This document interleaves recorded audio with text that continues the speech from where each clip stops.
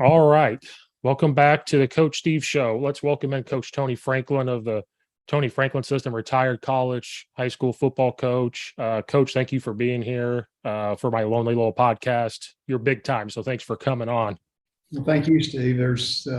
I spent most of my early life teaching middle school and high school history and political science and coaching all the sports. So yeah, I appreciate you having me on. Which did you like more, teaching middle school or teaching high school?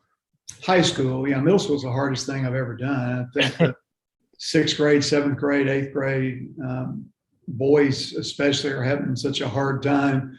Girls are flying by them, and it's very challenging. I would not want to go back and repeat that. Yeah, I realized there was one point where, because we were talking before I went to EIU in Charleston. Well, I was coaching at my high school. My head coach was let go, so I was trying to get my way into that school district. And the way in was, well, go coach middle school basketball first. And I quickly realized I'm not meant to coach or be around middle school kids. I was like, I'm not the right person for this. I was too intense. And so then I always coached high school football, and I realized very quickly, like, I can only coach high school kids. That I have to coach young adults. They can handle what I say to them. They can handle these conversations. Middle school kids are, no. Yeah, it's a different deal. I always said that after coaching for 16 years in high school and middle school, and then going into college and having 1 year in arena football, the hardest job in the world is coaching in middle school and then high school. College is easy. I mean, I coached for many years and listened to, these guys bitch about how hard their job was. And I would tell them, I said, well, go teach 6 lesson plans and then have Johnny's mama come and chew you out because he didn't get enough playing time or he didn't throw enough touchdowns, and then have the superintendent call you in. And I said, y'all have no idea what real work is, coaching college football, especially at the Division I level where you get paid well. And you just do football, you recruit. I mean, some guys would bitch about recruiting, and I said, recruiting's easy. You go get to meet young people, you meet their parents, you get to stay in a nice hotel, you get to get a rental car or jump in an airplane. I mean, what's hard about this? I don't understand it. But guys that had coached high school tended to not think that way. So I think that when I go and I look at some of the greatest coaches of all time, you go back and look, and they coached high school football. They've driven the yellow bus, as Chip Kelly talked about the other day. And I can remember driving the yellow bus, and I can remember going out and changing the water at midnight so that the field would be able to practice on the next day, and being in the field house with no air conditioning for 6 hours. And so, yeah, I have a deep appreciation for it. Or like maybe coaches don't know now, but when I was even as a high school player, we lined the field with the coaches. Like, you had to paint it yourself. Then where I'm at now, we have a game turf field and a practice turf field. So like, that's not a thing anymore. Right. But like, I remember being a high school player doing that. We got recrowned our field, but we had to aerate it ourselves. I'm on a 4-wheeler with the thing doing all that. You're, like you said, you have to take all the equipment there. You're driving the big, U-Haul type thing with your stuff, and you have to get them set up with equipment. You're hanging it out. You're doing this. And don't get me started on fundraising, especially with COVID, like all the big budgets that were hit. Like, don't get me started on money that you don't have to worry about. Some colleges do, like your smaller ones, but the big time, they don't. Well, even there, the fundraising to me was probably the thing I dislike the most. I don't know anybody that enjoys it, and there's so many ways to do it, and to me they all stink. There was none of them that were in. And I listen to people. I talk to high school coaching buddies and stuff now about the new things that they do and how they do it and all that, and they still stink. It's not a lot of fun. Asking a booster for a couple of $1 million is a whole lot easier than asking your local 5 and dime for $20 after the soccer team has just gone by, the baseball team's just gone by, whoever else has gone by and asked them for $20 as well. Right. Or like, oh, what was your record last year? Oh, we're rebuilding the program. Well, I don't know if I want to do that. Or some schools don't even let you do certain things either. That's the next thing is, Right. uh, can we just put a logo on a t-shirt? No, I don't think we should. Or, this or that. And then, well, now there's sponsorships with high schools, at least in Illinois, it's starting. Like Adidas is on some stuff, Nike's on some stuff, BSN's getting on it big. BSN's trying to give people like $50,000. Like, hey, we'll give you 50 grand and we'll sponsor you. Wow. So there's just a lot because of COVID and a lot of things happened. Huddle's trying to get on it. So there's some things moving. I'm just going to ask this question because I was thinking of it. Because with your system, you work with high school coaches and everything. At least from our experiences, at least in Illinois, we're seeing less coaches out there, at least at the high school. Like we lost 4 or 5 coaches this year due to sections not coming back for teaching. So they had to let them go. One guy left to go be a defense coordinator, which was great. Another guy completely just wanted to stop. We just now filled our staff and it took us since January. Yeah, there's especially, I know that in the state of Texas, there's a gigantic shortage. You think of all the states, they pay coaches so well in the state of Texas, but there's a teaching shortage. And it's just, the thing that happened, I think that there were a lot of people during COVID that found out that they really truly weren't appreciated or respected because they were sending them in to risk their lives, not knowing, especially in the beginning, the first few months, of exactly what was going to happen. And because of my national exposure to coaches all over the country through my business, I mean, I heard horror story after horror story after horror story of coaches who's had kids that parents were dying, grandparents were dying, coaches on their staff were dying. And there was they were the last people that they thought of was the teacher and the coach. And so you can understand when you're in a profession that's difficult anyway, let alone even getting into school shootings and all the other issues that you have to deal with. So I can understand why since COVID, there's been a drop off in the number of people that are interested in volunteering because so many high schools have to go with volunteers. And, somebody you're going to pay them $500 to come out and help you for the season to coach. And so they're strictly doing it because they love it. And then all of a sudden they find out that they're really not that appreciated. And so, they decide not to do it anymore. Yeah. Cause like you said before, like parents come up to you and saying this, you're dealing with this. If an administrator says something to you, you're like, oh my gosh. And then like, I love coaching. I honestly think I was put here to coach. That's just my thing. But like this summer so far, like yesterday, I was at that high school for 12 hours because you do football lifts in the morning, you'll have a basketball camp, and then later on you have basketball games, and then you have to work another set of games because maybe freshmen play, maybe sophomores play, but you don't want to go home in between. You might have a 3-hour break with gas being $6. I'm not driving home. I'm going to stay there. Right. So I'm there for 12 hours and teachers are at home that don't coach and they're at home. And so and then you're like, well, what do you get paid to coach in the summer? Well, maybe nothing. It depends on what kids show up. Yeah. And pay the fee. And then with COVID, you have parents still recovering and they're like, we can't afford it. Right. Well, we'll work something out. Don't worry. So then you lose that money to pay coaches. Right. So I think that's another thing is the summer. Like, do you want to give 4 hours to one sport a day and then you do another one and there's another 4 hours? Probably Right. not. Yeah, that was the thing, again, for me and transferring from high school to college is that people would always talk about, how long hours college coaches worked, et cetera, which is true. They do work long hours. But when I was a high school coach, I was at the weight room at 5:30 in the morning. I was opening it up for the people who couldn't come to the afternoon workout or they were playing another sport. And it might have only been 2 or 3 kids. Well, then I was going to teach class for 5 or 6 hours a day. Then I was coming back to practice and then taking kids home after practice and buying dinner for somebody and all the things that people don't understand. And the most money I ever made in the history of my high school coaching career was about $5,000 extra over my teaching salary. That was the most I ever made.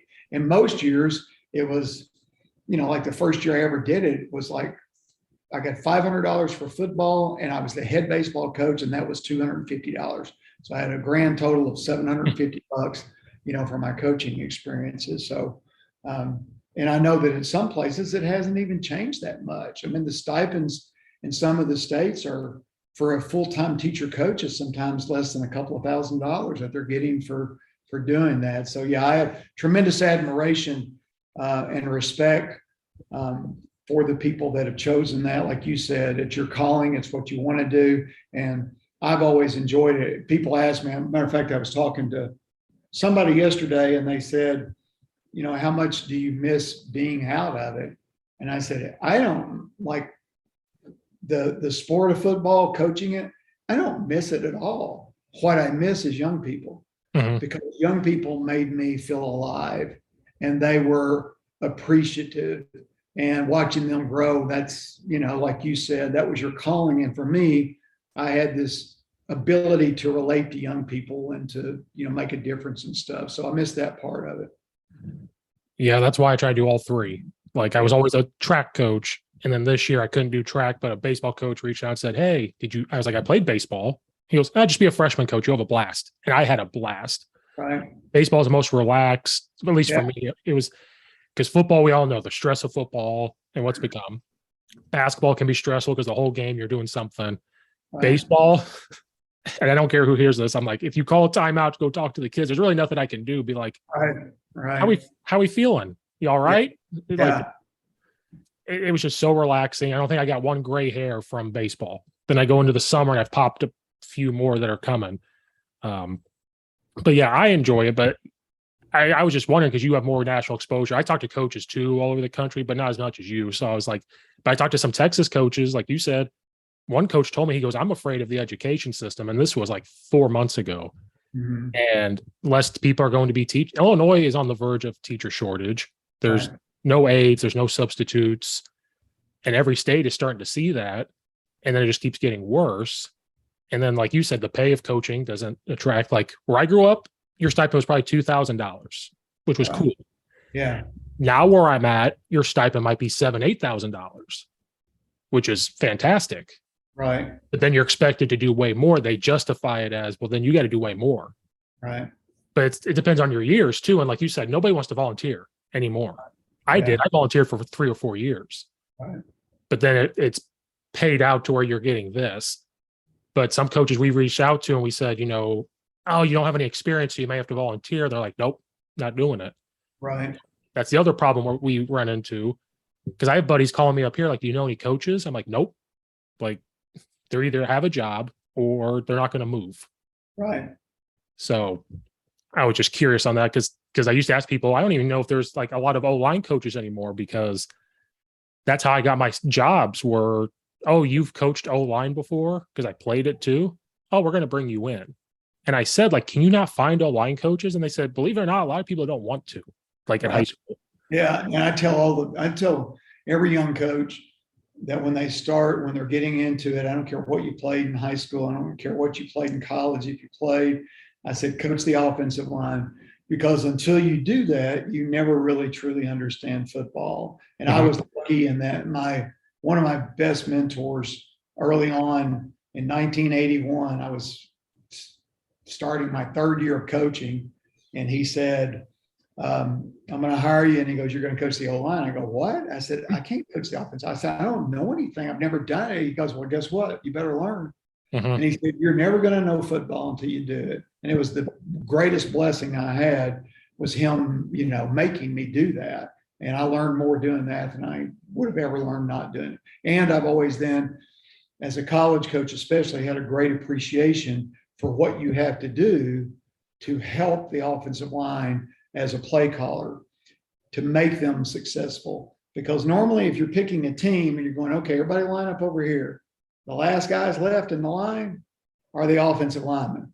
Right. The last guys picked. So now you're asking them to now go against the best guys, the guys playing defensive end or outside linebacker, the great athletes over there. And you're saying, okay, now we're going to block those guys. So you're going to give me your worst and go against their best. And that's why the breed of an offensive line coach, the characteristics of a great offensive line coach, to me, is one of the coolest things about sports, because it's a unique group of people. Mhm. It's almost cultish. Yep. There's their own language, and so many of them that I've come across don't really want to be a head coach, don't really want to be an offensive coordinator. They want to coach the offensive line. That's what they want to do. And I found out that in hiring somebody, I think that's a characteristic that you want for the Mhm. offensive line guys. A guy that, yeah, I really just want to coach my guys. I don't want to do any of that other stuff. Because I think those guys make better coaches. Yeah, I had the opposite experience when I helped my high school out. He was like, "Oh, you're going to follow me around." I was always varsity. He's like, "You're going to be with varsity. You're helping me out." And he goes, "You played O line, D line. That's what you're doing." I said, "Cool." Then when he got let go and I went to Charleston High School, the brand new head coach that got hired, I went up to him and I was like, "I want to coach." He goes, "What did you play? What have you coached?" Told him. He goes, "I'll let you know." Next day I see him because I'm at track practice. He goes, "Hey, I'm going to bring you on, but you're doing running backs and linebackers and you're calling the JV defense. You're going to help out the varsity defensive coordinator." And I said, "Why?" He goes, "You want to be a coach, right? You want to learn, right?" And I said, "Yeah." "Well, this is what you're doing." And I said, "But I don't want to do defense. I love offense. I don't like defense." And he goes, "Too bad." And I was young. I was probably 20 or something. I'm like, "No, I don't want to do this." Hey, And, but and I'll never forget it. And I'm like, "Okay, cool." And then what happened was somebody left and he goes, "Now you're going to work with the safeties or like the outside backer safety types." And I'm like, "Okay." And it just opened my mind up to like what defense does and how it works. And then the next year I become the offensive coordinator. He goes, "Now you're ready to do this."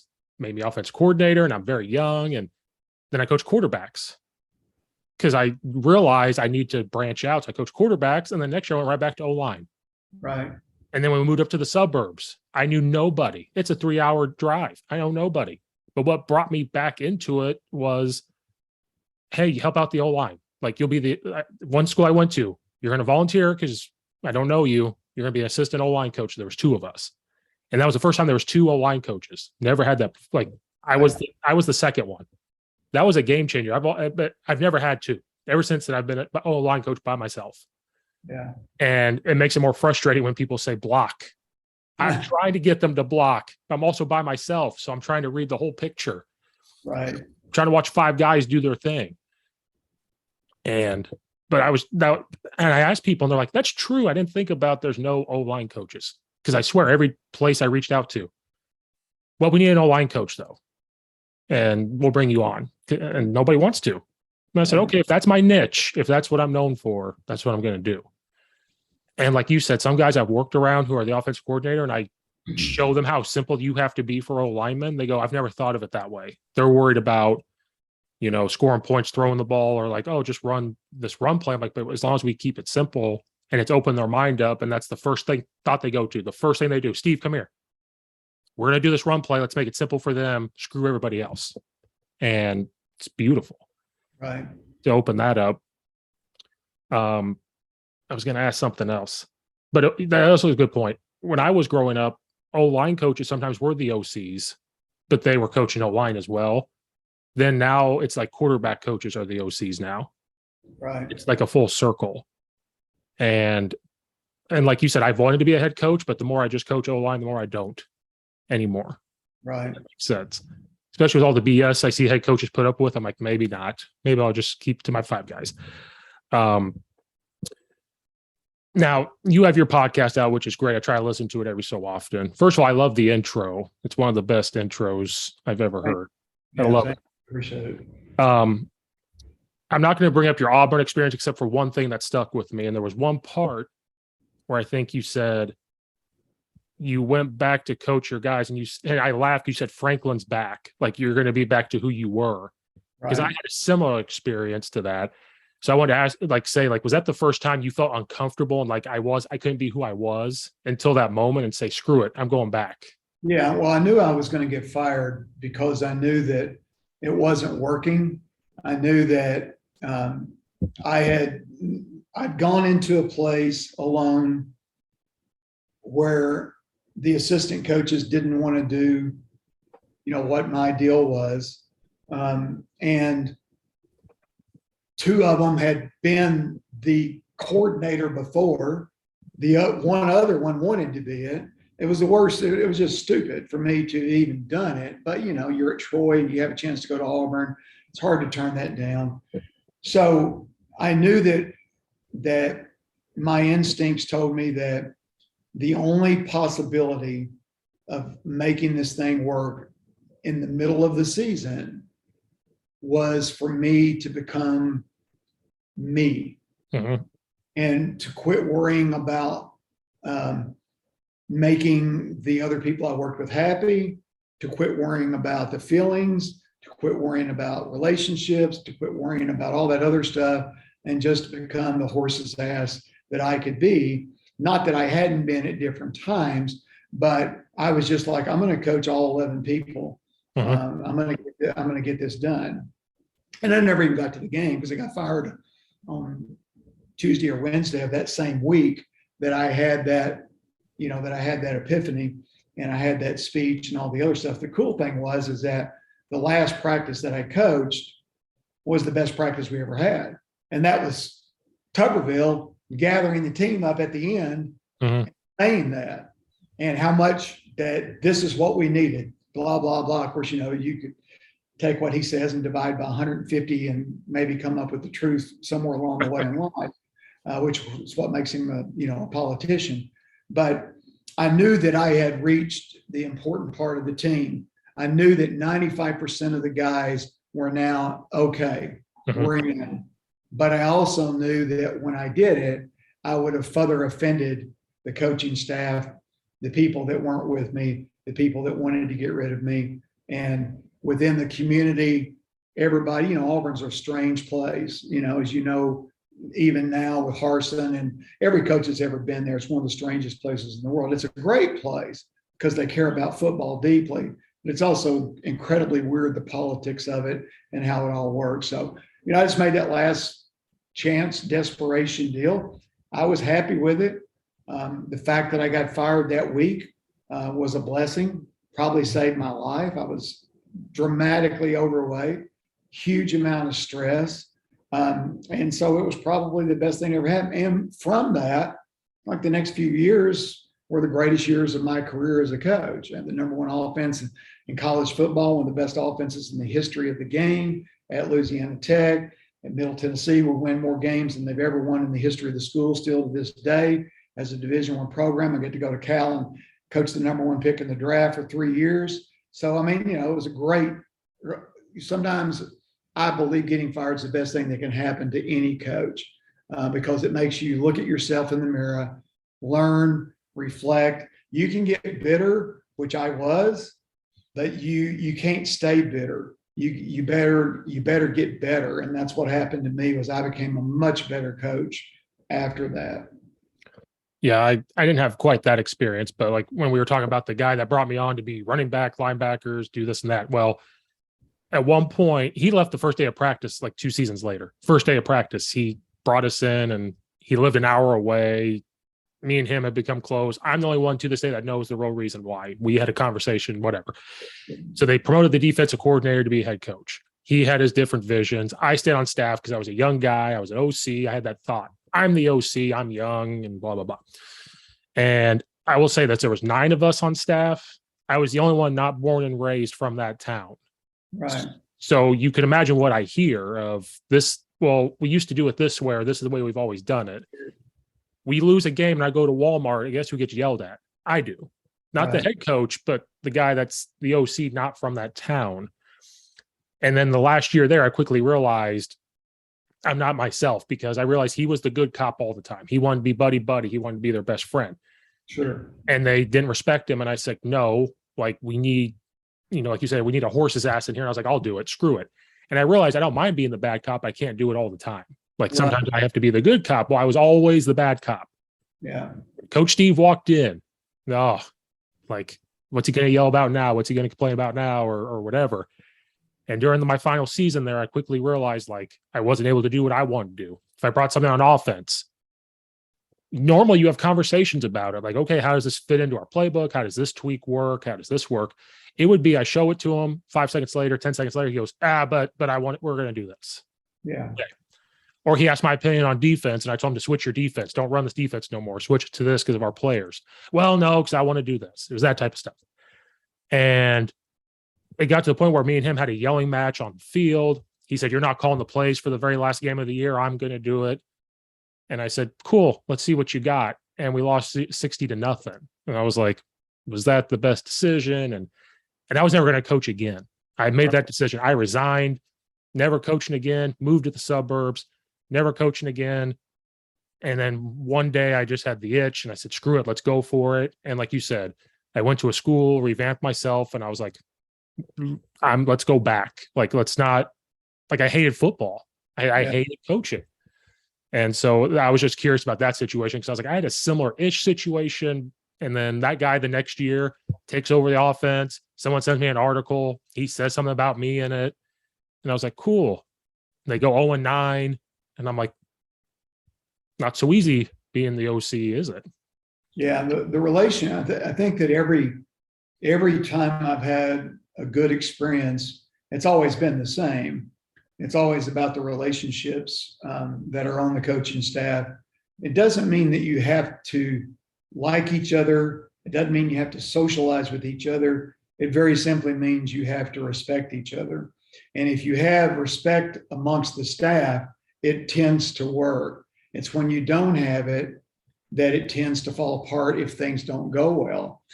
If there's respect amongst the staff, you can hang together and you can not play the blame game. And, you know, I've always said this, the funny thing, like about the Auburn deal, I coached 7 games at Auburn. We were 5-2. We lost one game by 1 point, and we lost another game by 3 points.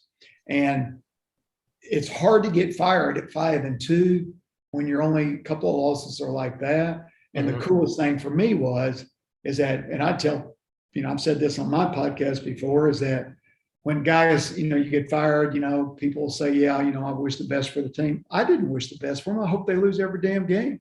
I mean, and I think 99% of the people that it happens to feel the same way. They just don't say it. And they did. They lost every game. And so, well, I take that back. They beat a 1AA University of Tennessee at Martin somewhere along the way. But the thing that all of those, wherever it's been, whatever the relationships have been, the greatest experiences of my coaching career in 40 years were always the same thing. It was a group of people that had a common goal, tried to do the right things, didn't necessarily like each other. I've been on places where there was lots of, you know, didn't like each other, but they damn well respected each other, and everybody did their job, and they all moved in the same force together, and then they got things done. And I think that's the thing that in looking for jobs, you know, for high school coaches that listen to your podcast, middle school coaches, et cetera, is that when you look for a place to go, you're looking for the next deal and all that. That's all you want. You want that and good players. Because if winning's important, like when a coach says, you know, man, I want to win. Well, sometimes to win, you have to leave.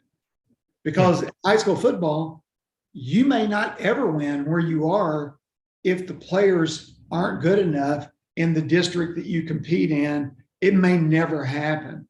So if winning is the most important thing, then sometimes you have to leave. You got to go where there's good players, at least average. You've got to be somewhere competitive, because you can be the greatest coach in the, you can put Bill Belichick at some schools and he's going to lose every game. Right. And then you can put the worst coach in the world at some school and he's going to win most every game because of the inequity of talent. So it's always unique, and trying to map out the career of doing this. And as a high school football coach, I changed jobs a lot, just like I did in college. And because to me, I always get bored. I get bored after a few years and I want something different. And I like fixing things. I like going where it was broken, but that there was a chance to fix it. You know, especially in college, it's so much easier to fix it because you can make 1 or 2 years of recruiting and you can fix something bad. In high school, the recruiting then becomes, you got to get the basketball guys out, the baseball guys out. You got to get the tennis player that's got a little cockiness about him. You got to get him to play. And the only way you get them to play, they got to have fun. They got to enjoy it. And that's what I would tell at my seminars. is that you better be a damn good recruiter today to coach high school sports because there's 7 million other things to do. Mm-hmm. You're just a complete ass all the time. And playing football isn't fun. That's why throwing the ball, the quote spread and all that stuff became such a big deal, is because kids like doing it. In other words, 8 guys touch the ball instead of 2. Well, Right. if I touch the ball all the time, that's a whole lot of fun for me, and I enjoy doing it. So you got to think of that when you're not at the elite place that still has history and heritage and everybody wants to play because you win state championships every year or whatever. Most places aren't like that.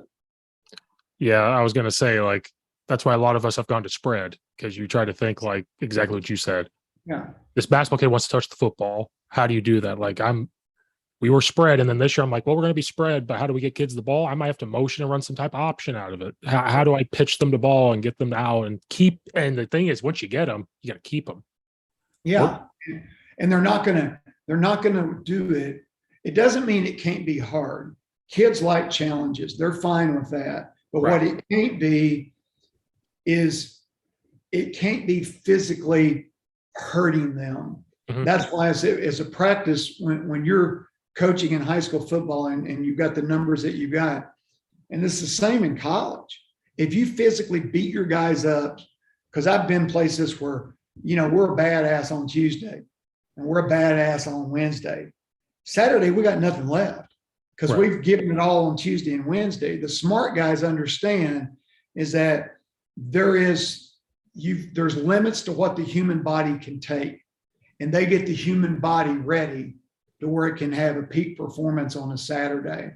And most bodies, I know, playing high school football where I ran the ball 20 to 30 times a game and played inside linebacker the entire game and was on every special team. My coaches understood in the 70s that if I had to practice and be physical, I could have never played because it took me till Thursday before I could even move, But those guys were smart enough in those days to figure it out. Well, hey, Tony's a good player. We better get him ready for Friday to do that. So I've always had that in my mind, is to do what you can do to get your guys ready to play, because the only thing that matters is Friday or Saturday, whatever day it is that you have the game. The rest of it is just being smart enough to get your guys in their peak performance state. Right. Some of us get too locked up in the old school. Yeah. Because I did that when I was younger. Yeah. And the tough, the toughness thing, I want my guys to be tough on Saturday. Right. Tough on Friday. Tough in practice. Yeah. I mean, there's something to that, and something to understanding what it is, but there's also something to understand the human body can only take so much punishment. Mhm. And today it's different than it was for me. There was no internet when I played. We didn't know about concussions. Right. I've had so many concussions that it's uncountable. Right. For, in today's world, I would have never practiced, for 2 weeks. I would have missed so many games.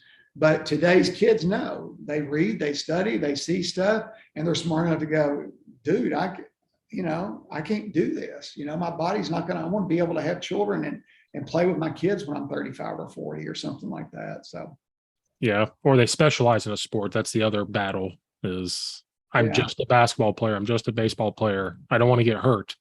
Yeah. Like, so much of that comes from parents too, of thinking that, this is the way to do it. And now today you have to battle all these gurus. There's the hitting guru, there's the quarterback guru, there's the receiver footwork guru. There's all these. So they go to you to get coached for the game, but then they're going to pay somebody $200 on Sunday to go coach them up on how to throw the ball on Sunday when they just played on Friday. I mean, I'm all about business. I'm for people, to be good on business and all that stuff. I hate to tell you, my computer's about to die and I got to get ready for this next call I got. That's okay. But Coach, I appreciate you. Where can people find your system again? Is it CoachTF.com? CoachTF.com, yeah. And the podcast, the Coach Tony Franklin podcast. But Steve, thank you for what you do, man. I appreciate you coming on, guys. Go check that out, and we will see you on the next episode.